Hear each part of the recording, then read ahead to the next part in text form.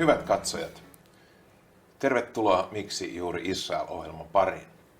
Tänään olemme Israelin suurlähetystössä ja minulla on kunnia haastatella Israelin suurlähettilästä Suomessa ja Virossa, Hagit Ben-Yaakovia. Tulemme keskustelemaan Amnesty Internationalin helmikuun alussa julkaisemasta raportista, jossa se syytti Israelin olevan apartheid-valtio. Mutta aloitetaan ensin tutustumalla diplomaatin elämään täällä Suomessa. Madam Ambassador, thank you for inviting me to your embassy here in Helsinki. Thank you very much, Risto.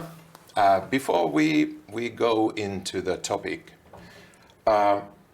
I'd like to ask a few questions about how you become a diplomat and how did you end up in this path in your life? So I must say that originally I really wanted to be a teacher, and I studied in university to become a teacher. But then sometime in the middle of the road, I met some people who convinced me to try and to join the foreign ministry. And I decided to try. And as you can see, so I ended up already 26 years in the Ministry of Foreign Affairs Service. And I've been an ambassador to Latvia and Lithuania before, between 2011 and 2015. And now I'm very happy and honored to serve the State of Israel here in Finland and also in Estonia. Just to mention that in between I was also in the Philippines and Turkey, and then in the Ministry of Foreign Affairs in several other departments, the economic departments, and also in the National Security Council. So it was quite interesting 26 years. Wow, long time. Yeah. Long journey. Yeah. Actually, I interviewed one of your predecessor, Ambassador Dan Ashbell, almost 8 years ago on Alpha TV, and it's great to have another ambassador online here. Yeah. Very good. How has it been in Helsinki? It's been wonderful. I didn't mention, but I'm a single mom for 2 kids, twins. They're almost 11, and they enjoy the weather. So the snow and the cold weather, we really enjoy it, and we go out a lot, and the nature here is amazing. And people are warm and nice and kind. So it's quite, we are happy to be here. Is the climate different from Latvia and Lithuania? Well, not so much, I must say. Dark and wet. Yeah. Well, you know, we had snow in Latvia, and it was also cold there, and it's the same here. All right. Before discussing the Amnesty Reports, I'd like to have a few words about the Abraham Accords with you. Sure. And in September 2020, Israel signed so-called Abraham Accords with the United Arab Emirates and Bahrain at the White House under President Trump's watch. These agreements were the first peace or normalization agreements since the peace agreement with Jordan in 1994. And within a few months later, similar agreements were signed with Morocco and Sudan. That's true. So how difficult it was to reach these deals, as somebody said, and how important these treaties are for Israel and for the Middle East? So I'll just say that we worked on that for a decade and even more. It's not something that happens not during 1 month or a year. I mean, really, we work behind the scene. The Ministry of Foreign Affairs and other authorities and the government institutions in Israel were working behind the scene and in some confidential routes. And eventually, these relations could come up to the light. And I think everyone who understands and know what's going on appreciate the importance of these agreements. I think they created a new reality in our region. And I'm not talking about only the political situation, that of course normalization with Arab states, it's tremendous, it's very important, not enough words to describe it. It's a continuation of our relations with Egypt and Jordan, very important. But I'm talking about the people-to-people connection and about the tourism, investments, and just education connections between United Arab Emirates, Bahrain, Morocco. Very important, really. In the media, the role of President Trump and his staff has been pretty remarkable. How was the role of the US in this whole process? As you mentioned, pretty remarkable. We must mention here that United States of America played a very important role.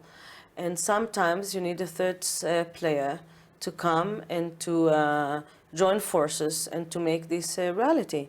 And as I mentioned, it was not something that was only about Trump administration, because we were working on that for a decade and more. But definitely we are very happy that the timing was such that we could come all together, sign these agreements that open the door for so much more. I remember that previous Obama administration, and namely the Secretary of State John Kerry, he nailed down kind of an understanding that without peace with Palestinians, there will be any deals between Israel and any Arab countries. Exactly. This is the change. This is the new reality, that we can have normalization with another Arab states, and this can be another opportunity to solve the conflict that we have with the Palestinians. We said always, since we started in September 20 with the first agreement, this is a window of opportunity to continue with the efforts toward the peace agreement with the Palestinians. We always said this is just another opportunity. How is it today, your relationship with the Palestinians? Just recently I heard that the Palestinian representative wanted to get you out of your observation position with the African Union, and so Partner for Peace? But it didn't help. It didn't? Because it didn't succeed. I can tell you that we continue dialogue with them. We have a security cooperation between the Palestinian Authority and Israel, and we have some other channels that are going on. Our ministers are meeting their ministers. So I must say that some kind of cooperation is happening.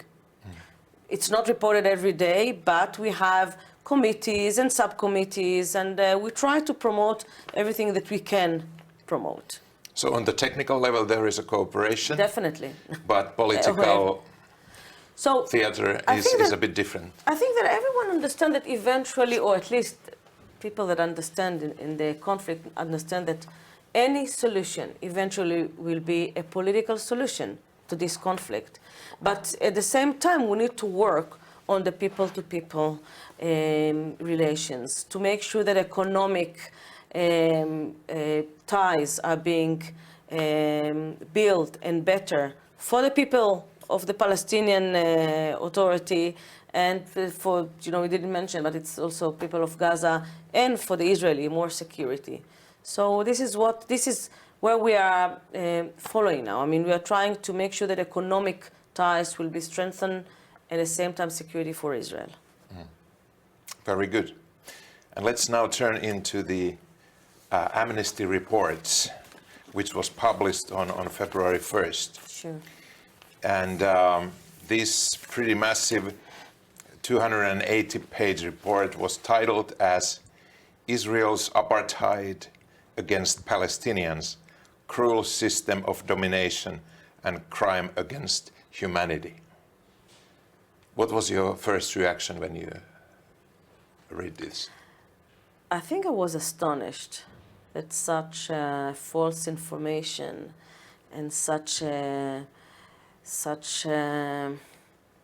would I say, it's really undermining the existence of Israel in many ways. And people actually read it and believe in it. Of course, we rejected it immediately, everything that is written there. And, well, we can discuss it. I mean, we need to. You mentioned the 280 pages. With less pages, yeah? Last week, The Economist published the Democracy Index from 2021. Okay? So let me read you a few things about the Middle East and North Africa part. And it says, the Middle East and North Africa region remains the lowest ranked of all the regions covered in the Democracy Index, with 5 countries of the 20 in the region featuring the bottom 20 in our global ranking. That said, the picture is not uniformly negative across the region, owing to positive trends in Israel, where an Arab party is in government for the first time as a minor player in a wide-ranging coalition. I can tell you that Israel is global ranked 23rd in the Democracy Index.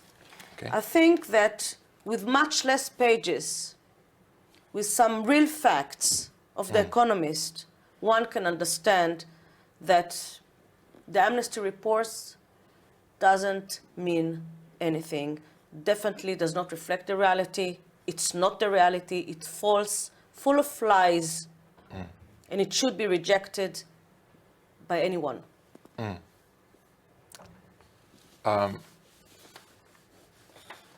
Israel is an apartheid state. That was their strongest arrow in the report, and it's been echoed in every media around the world. Why Israel isn't an apartheid state? I think, well, as I mentioned, we are a democracy. We prove to be democracy.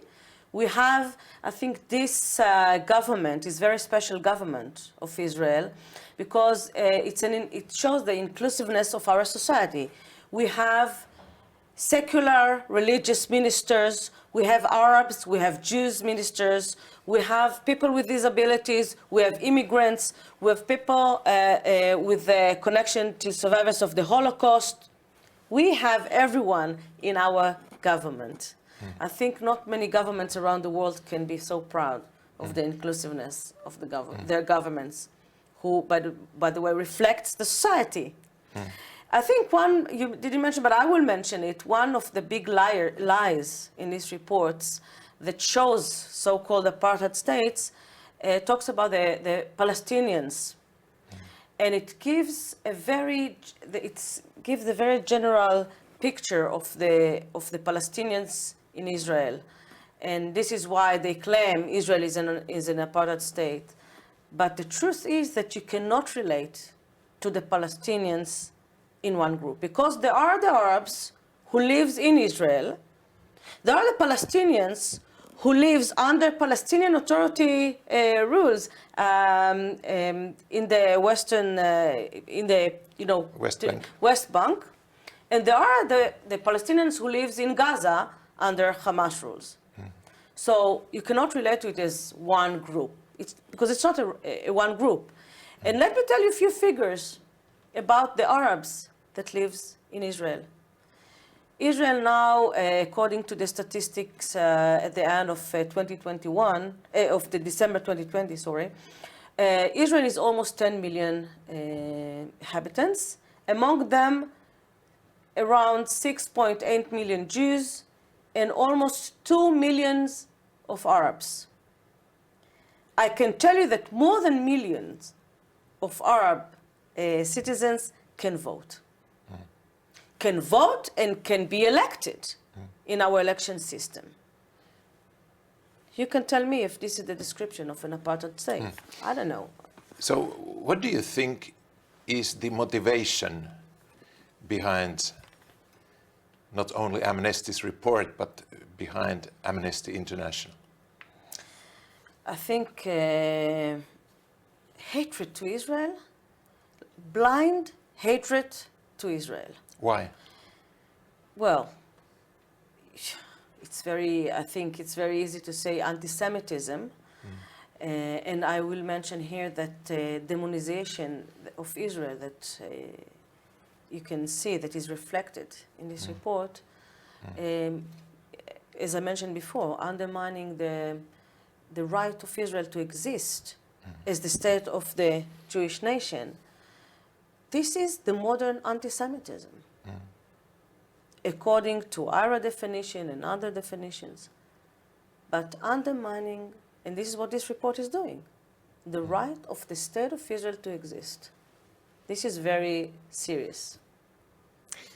Actually, I read a report from NGO Monitor that in the embargoed draft sent to journalist Amnesty wrote, "This system of apartheid originated with the creation of Israel in May 1948 and has been built and maintained for decades." But then they, after a criticism on that wording, they deleted and changed the wording.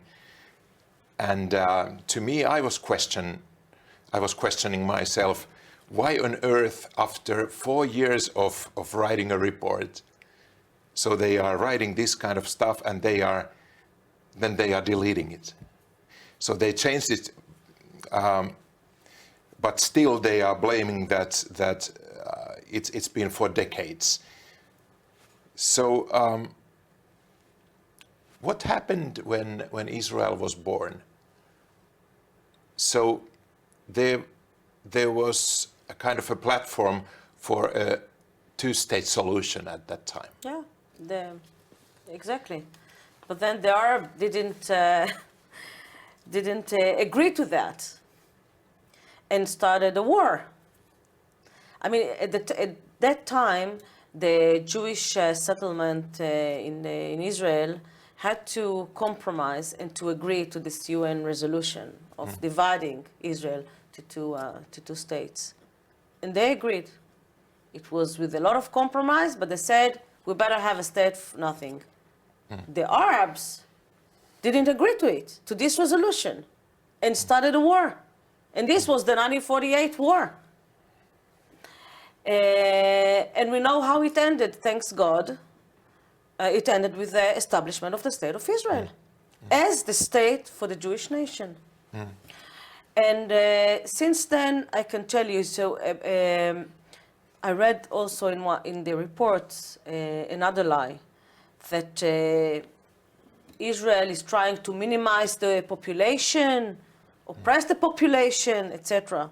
So I can tell you that if in December 1948, in Israel were 108,000 Arabs, today, as I mentioned, we're talking about more than a million.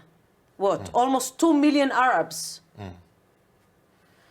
that can vote and then can be elected, and we have an Arab parties inside our parliament, and we have an Arab party in our coalition. Quite an oppression. Exactly. This is democracy. Yeah.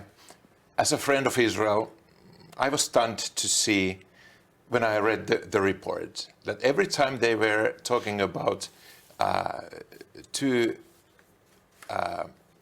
incidents and naming the birth of Israel, 1948, and also 1967, when there was the so-called Six-Day War. There were no reference to the Arab aggression that they attacked Israel, but it was like only said that since 1967, as Israel has occupied these Palestinian territories. So I found it very poor in the sense of understanding the history and what really happened. And that really bothers me, and for me, it's really hard to understand, or okay, I can understand, but to really see that what's the motivation behind hiding the truth? It's a really a good question, I must say, because, you know, as we mentioned, what is written there and what do they mention there, we should put also an emphasis on what is not mentioned in this report. Right. The Palestinian terrorism is not mentioned. Yeah. Is not mentioned. What happened during all these years? No any aggression. No aggression whatsoever. The responsibility of the Palestinian Authority and the Hamas, by the way. Yeah. Where is it there in this report? Totally ignoring the responsibility of the Palestinian leaders to do something to change the reality.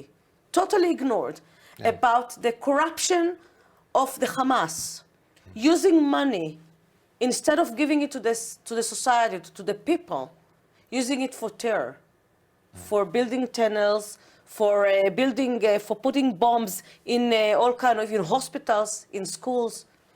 Totally ignore it. Right. Only for one reason: demonize Israel, undermine the rights of Israel to exist. There are many references on the security wall and security checkpoints. Why you need to have them? Since we have them, we have zero incidents in the checkpoints and towards Israelis. We have to protect ourselves. We have to defend ourselves. We still don't have any borders, unfortunately, unless the political situation will be settled under agreements.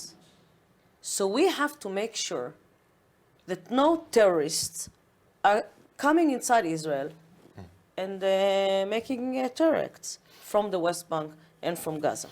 So what was the situation before the wall? With many people being killed and threatened, and people came and with a lot of threats from the West Bank, Now it is totally reduced. I think much less than fear. Yeah, and for me it looks like any government would do the same if they were attacked continuously. I want, to hope that every government who takes care of its citizens will make sure that people can live safely in their place. Right. And this is what Israel was doing since the establishment in 1948, making sure that the Israelis can live under, protection, secure. I think this is very essential. And I must say, Israel can be, and we are very proud of our vibrant and strong democracy. I think you have had a number of elections during the past 2 years. It's true, and it's Sign true of democracy as well. as well. Yeah, but I think it's important to mention that we grant complete social, political equality for every citizen, no matter, regardless of race or religion. I think this is very much important to remember and to stress. Let me read one excerpt from the report, titled "Intent to Oppress and Dominate Palestinians." Since its establishment in 1948, Israel has pursued an explicit policy of establishing and maintaining a Jewish demographic hegemony and maximizing its control over land to benefit Jewish Israelis while minimizing the number of Palestinians and restricting their rights and obstructing their ability to challenge this dispossession. In 1967, Israel extended this policy beyond the Green Line to the West Bank and Gaza Strip, which it has occupied ever since.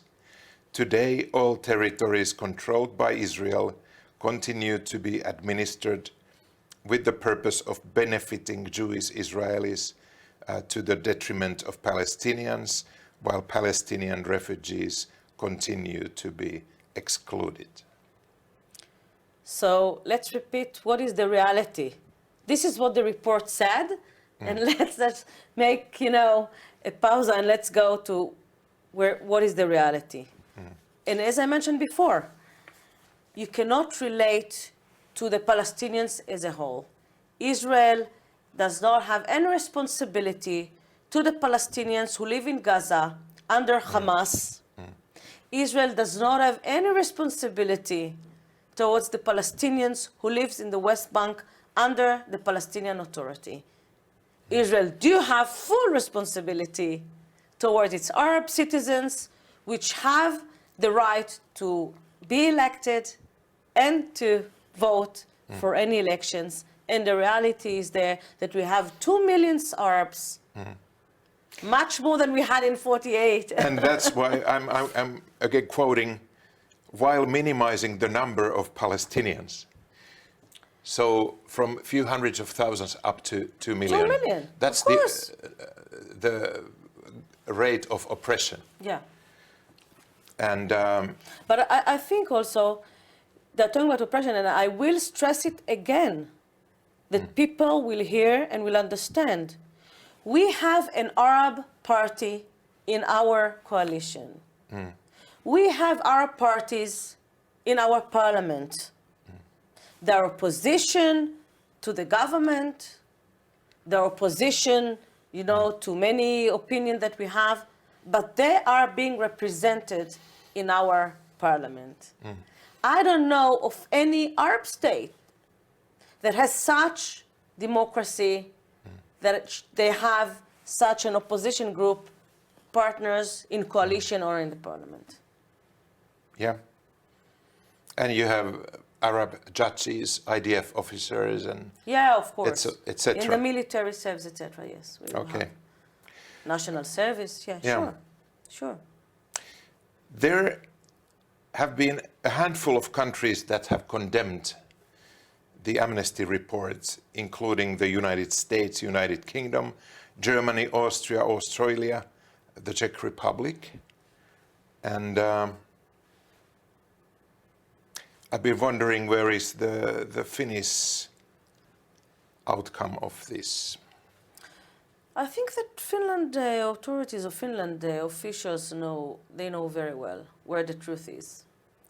I think they know exactly what this report is reflecting, and even though we might have some differences in how we should deal with the Palestinian-Israel conflict, I think that officials know very well how Israel is conducted and how strong our democracy is. And I really hope it will be reflected also in the Human Rights Council, because Finland entered, as you know, the Human Rights Council. And I think it's really important to hear the voice of Finland in the right places against such reports as Amnesty. Madam Ambassador, time is running, and we are out of time now. Oh. So I want to thank you for your time, for inviting me to your embassy, and thank you for this discussion, and let's see what happens. Hopefully we will see the Amnesty report disappearing and the rights... Fully rejected. Yeah. And that's what I also want to have with my government in Finland, that they would say that no, this is not right. Hyvät katsojat, tässä oli Suomi-Israel-yhdistysten liiton tuottama Miksi juuri Israel-ohjelma. Tutustu kotisivuihimme alla olevan osoitteen kautta ja tule mukaan jäseneksi kannattamaan ja tukemaan ystävyyttä Suomen ja Israelin välillä. Kiitos kun katsoit tämän.